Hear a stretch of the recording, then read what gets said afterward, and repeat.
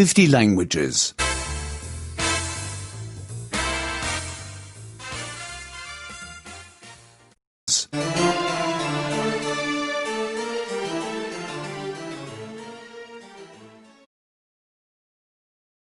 Assalamualaikum warahmatullahi wabarakatuh.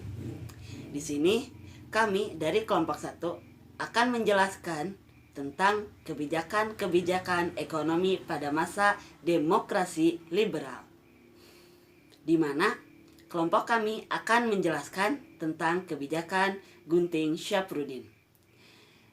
Maka dari itu, di sini ada beberapa hal yang harus disampaikan. Yang pertama yaitu berisi latar belakang kenapa kebijakan tersebut harus dikeluarkan. Yang kedua, isi dari kebijakan tersebut. Yang ketiga, ada dampak negatif dan dampak positif. Yang keempat, analisis dari kebijakan tersebut. Apakah ini berhasil? Apakah tidak? Maka dari itu, kelompok kami akan membahas tentang materi tersebut. Bismillahirrahmanirrahim. Assalamualaikum warahmatullahi wabarakatuh. Di sini saya akan menjelaskan tentang latar belakang kebijakan ekonomi pada masa Gunting Syarifuddin. Pada masa kebijakan ekonomi Gunting Syarifuddin didasarkan pada saat itu kondisi perekonomian Indonesia dalam keadaan benar-benar terpuruk ya. Kenapa bisa ekonomi Indonesia terpuruk? Kenapa? Yaitu karena adanya inflasi yang sangat tinggi.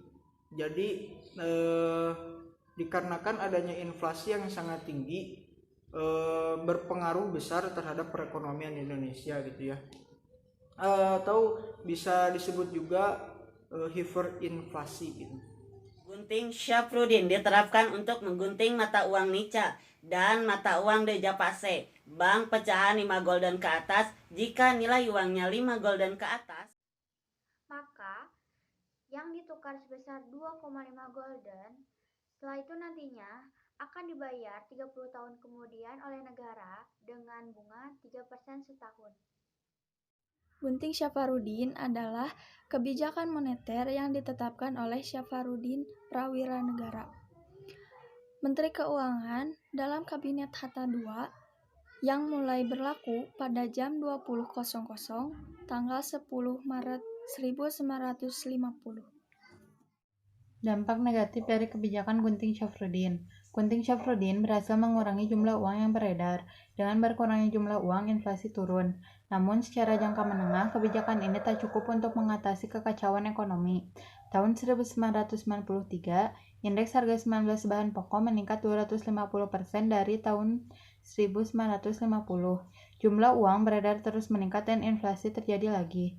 Sedangkan untuk jangka panjang, Gunting Syafruddin menimbulkan dampak psikologis bagi pelaku ekonomi.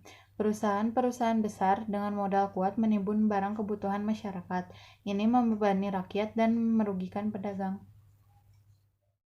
Kebijakan Gunting Syarifuddin memiliki tujuan untuk menyeimbangkan antara jumlah mata uang dan barang yang beredar sehingga tidak akan terjadinya inflasi nantinya.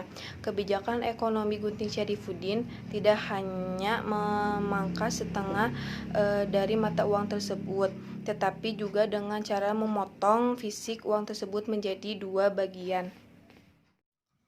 Maka dari itu, kebijakan ini berhasil membantu perekonomian Indonesia karena mengurangi jumlah uang yang beredar, maka berkurangnya jumlah uang dan inflasi pun turun. Namun, kebijakan ini tidak berhasil begitu lama karena pada tahun 1953, indeks harga 19 bahan pokok meningkat 250% dari tahun 1950.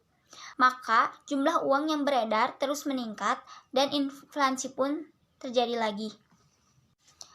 Jadi, apakah kebijakan Gunting Syarifuddin ini berhasil atau tidak?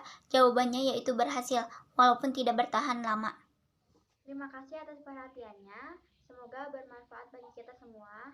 Mohon maaf bila ada kesalahan dalam kata maupun lisan. Wassalamualaikum warahmatullahi wabarakatuh.